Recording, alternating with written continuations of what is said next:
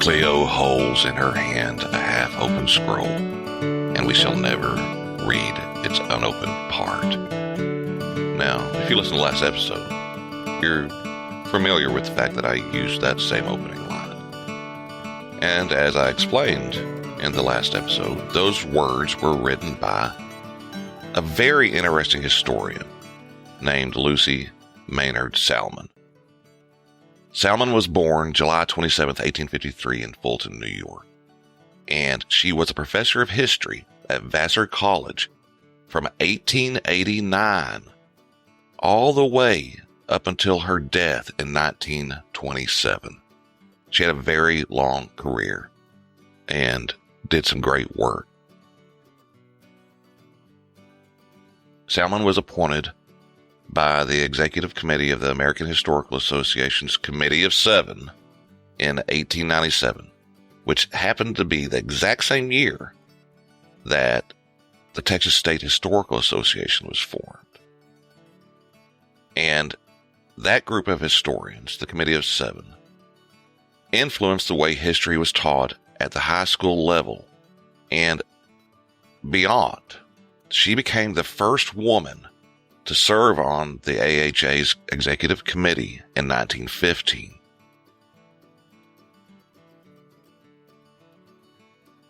The North American Review published her essay titled "Why is History Rewritten?" in 1912, and it was reissued as a book in the 1920s.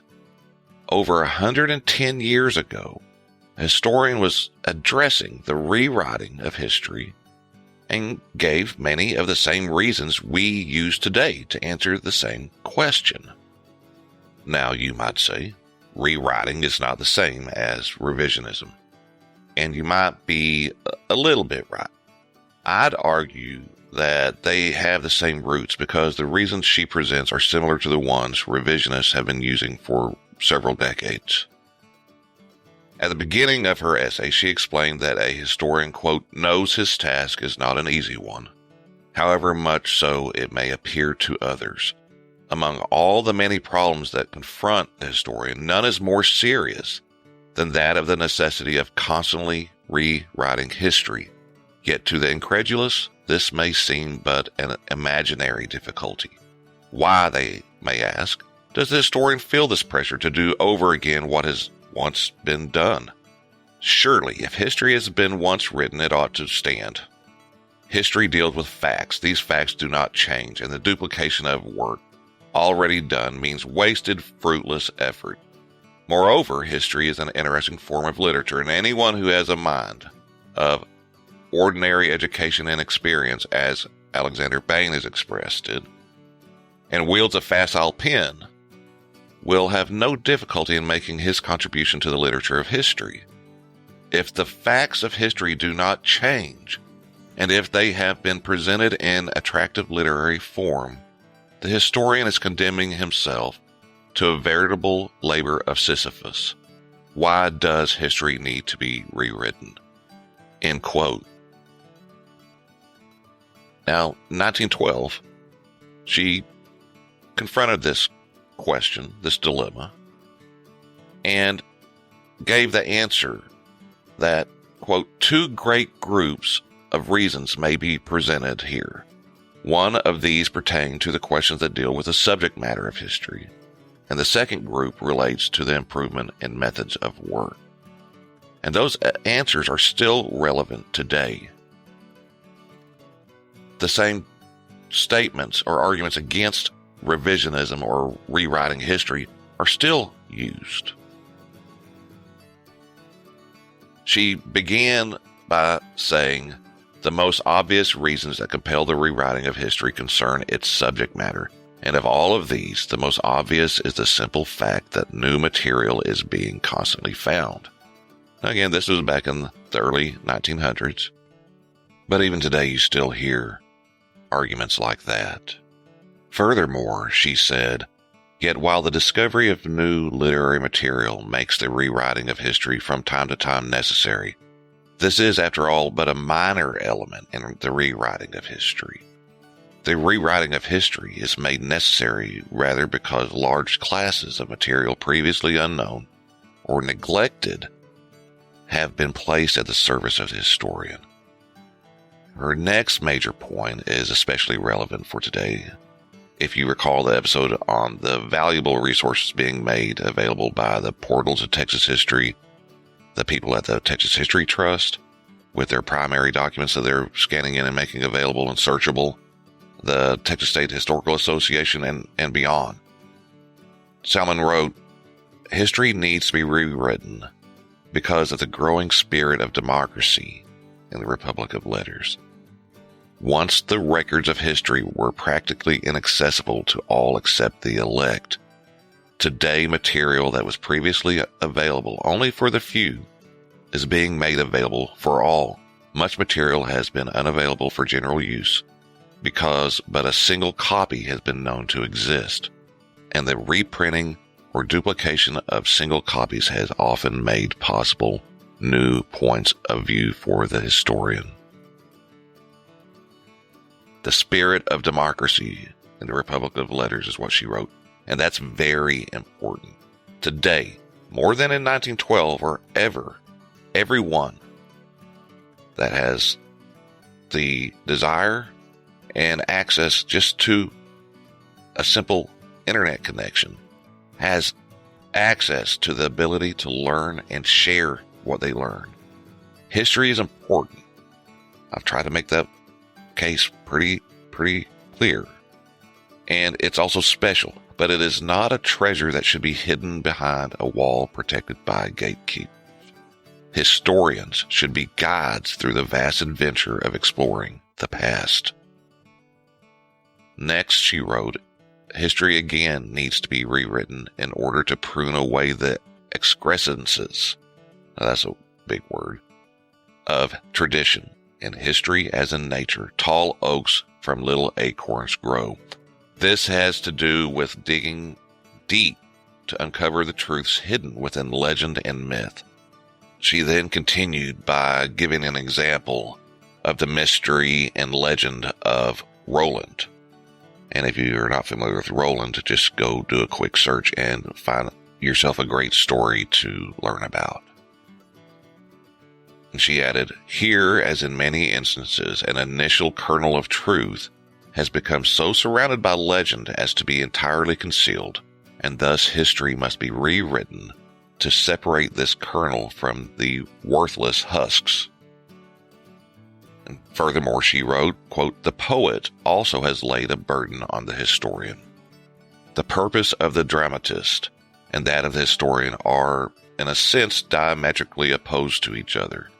The good dramatist must almost of necessity be found wanting as an historian, and the historian with dramatic tendencies is in danger of being disqualified as an historian. To expect the dramatist to be at the same time an historian is to expect the impossible. Yet the dramatist and the poet often deal with historical events, and not infrequently deal with them in such a manner as to give rise to serious misconceptions that must be corrected by the historian. There is, for example, a somewhat hackneyed phrase to the effect that the sea and the mountains are the natural home of liberty, and this is often taught as an historical truth. To the poet laureate must be charged many misstatements that make it necessary for the historian to follow in his wake and correct the excesses of his imagination that grow out of his official position. Dryden's Cromwell and Ad Astra may well be interchanged in their eulogies of Cromwell and of Charles II. And this point she makes is especially relevant today because people are using history for good reason for subject matter in TV and film, as they always have, and historical fiction. And the especially significant and successful examples of this sometimes do make errors. Sometimes they take liberty for good reason to make the story move along. And that can be dangerous.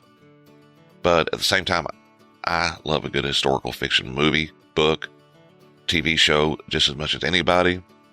And sometimes I do, sometimes you just have to let it go. But sometimes there might be something put forward that is just too incorrect, and it's the job of people that love history and historians to point out the errors, especially when it's about a subject matter or a topic that has extreme relevance today. Using history and politics and for different reasons, historians have an obligation to make sure that it's not being misused. So, I'll move on. Surprisingly enough, Lucy Maynard Salmon next ventured into territory that sounds a great deal like what we call revisionism. She wrote, "Another reason for rewriting history is the necessity of correcting the false assumptions of writers of history. History has often been written along the line of least resistance, and thus it has been easier to write history by the deductive rather than by the inductive method, to assume an hypothesis either through carelessness or ignorance, and to make facts, if any are used, conform to these assumed theses. These assumptions, frequently clothed in language that carries conviction, usually deal with large generalizations and are often extremely difficult to disprove. Many of them are the familiar coin of the pseudo-historian, and many of them have passed current even till today." And then she goes on to add something relevant to Texas history and its myths and assumptions. She said, "These assumptions and their kin, whose numbers are legion, crowd the pages of history, and their presence there affords one of the most fruitful reasons why history has to be rewritten." Historians themselves are a cause for rewriting history, is what she's arguing. And she also wrote, "Next of kin to these false assumptions on the part of writers of history are the false and perverted statements of historians." She uses the example of the French Revolution, but she just as well could have been using an example of Texas history when she wrote, "The temptation has been strong to write of it in terms of black or white, and the temptation has not always been resisted. It is much to be regretted that the writing of history has always suffered and must always suffer from the inability of historians to know the facts of the past, but it is little less than tragic that so many historians, able to reconstruct the past aright, are forced to spend a large part of their lives in attempting to correct the errors made by careless, indifferent, ignorant writers who pose as historians." She next added, "History must be rewritten to correct the personal equation. All histories written during the supremacy of a strong line of kings, or of a powerful political party, or emanating from an influential church organization are prone to be affected by the personal elements involved." That is an extremely important point that she's making back in the past in 1912 that we need to pay attention to as well today. She adds also in an especially thoughtful statement that is also very relevant for today. Textbooks used in the schools of the North and of the South are still far apart in their treatment of our own Civil War, yet ultimately they must approach each other as the personal and sectional element in each is eliminated. Now again, she was kind of optimistic there, and that the sectional elements over the Civil War would have progressed farther.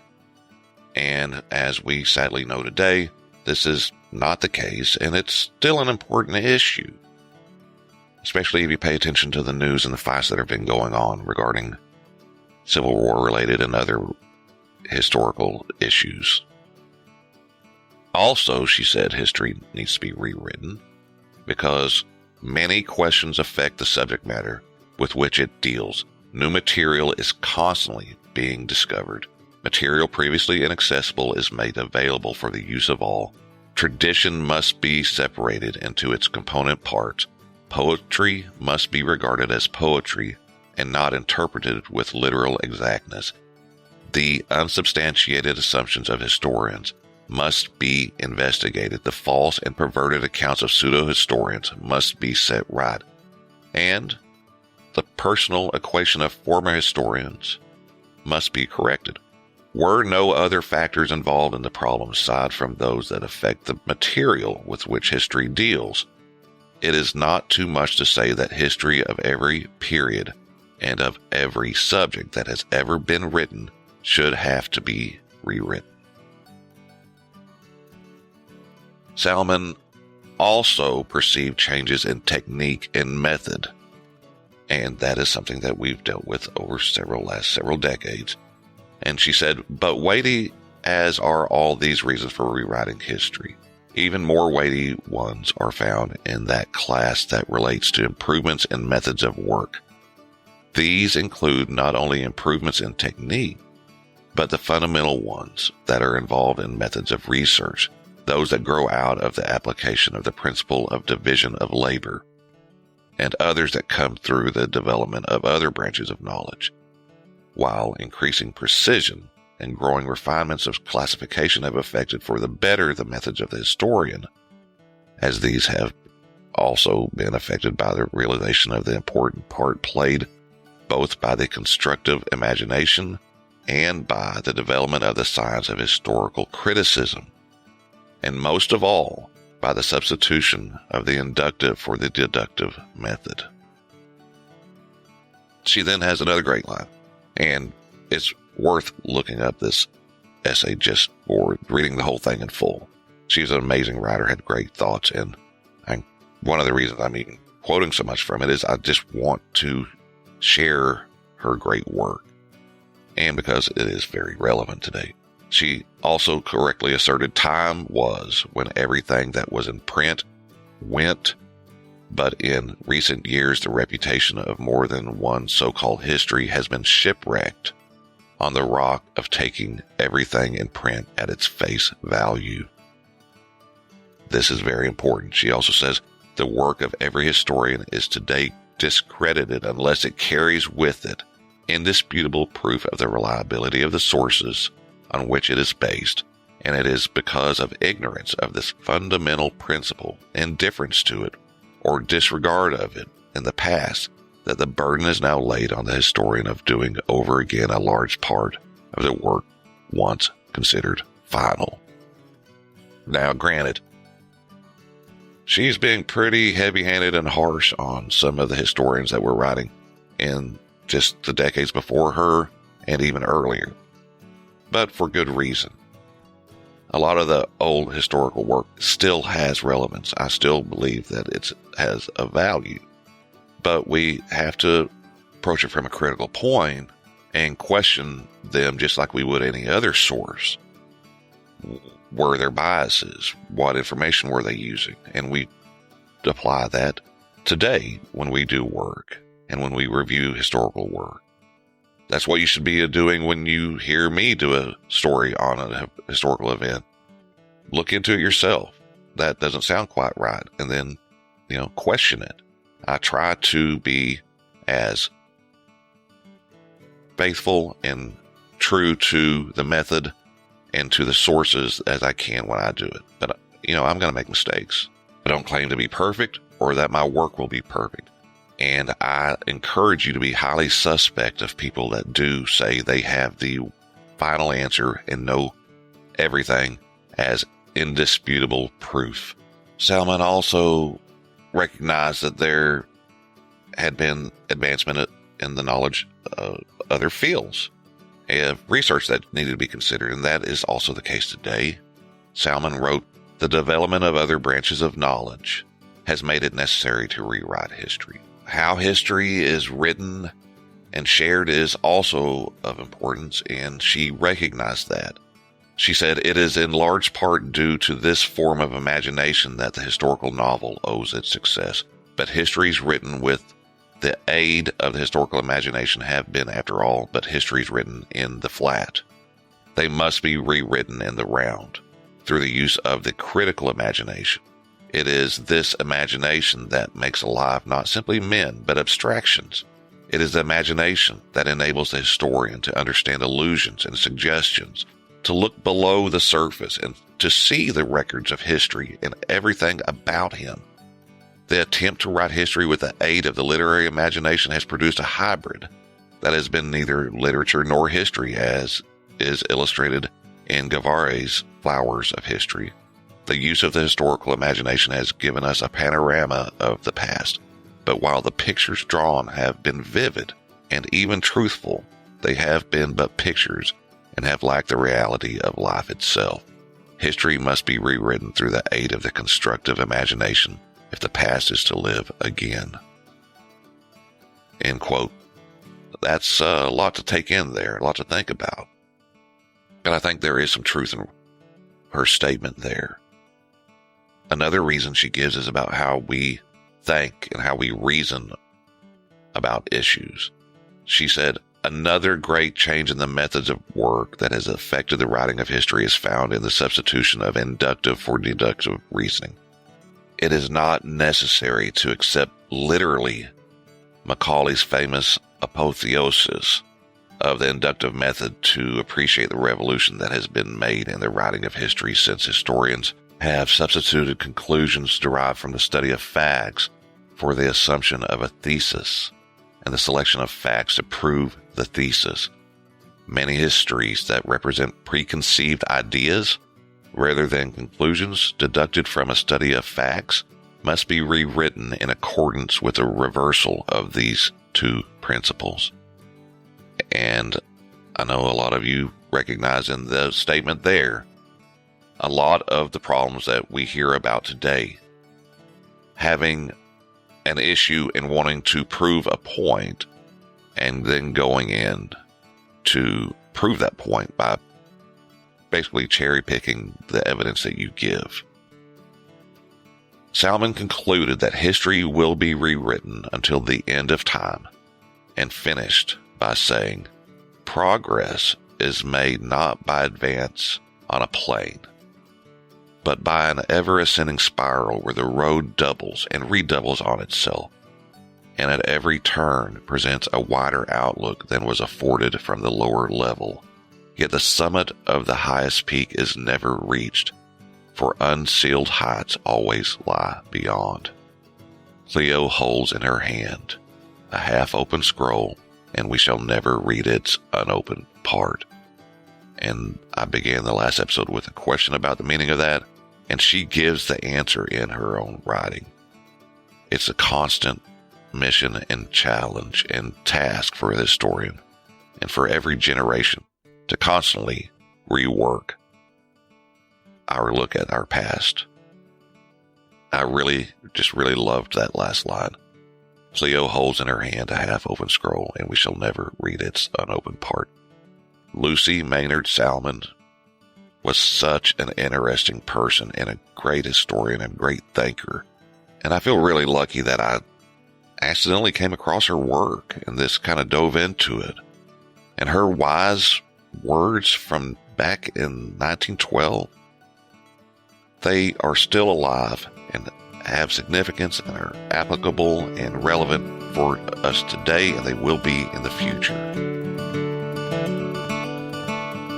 You are listening to Texas History Lessons, a slow walk through Texas history made in Texas by a Texan for everyone everywhere.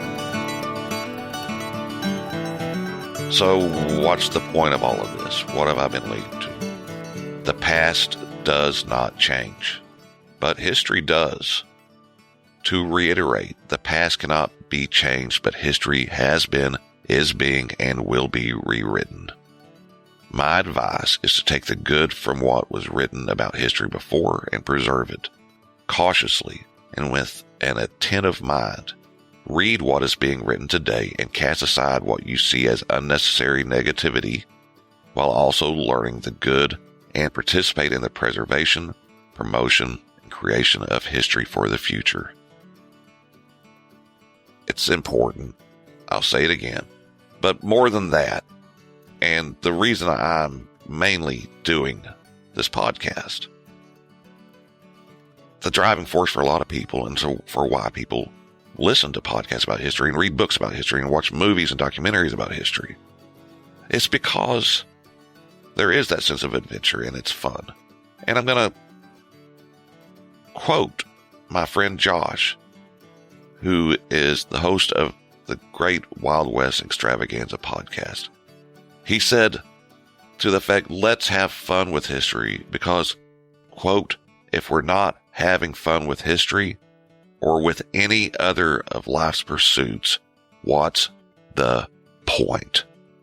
And you can read that from his Substack. He has a Wild West Substack, and that was in particular on a post he did, was Billy the Kid a girl?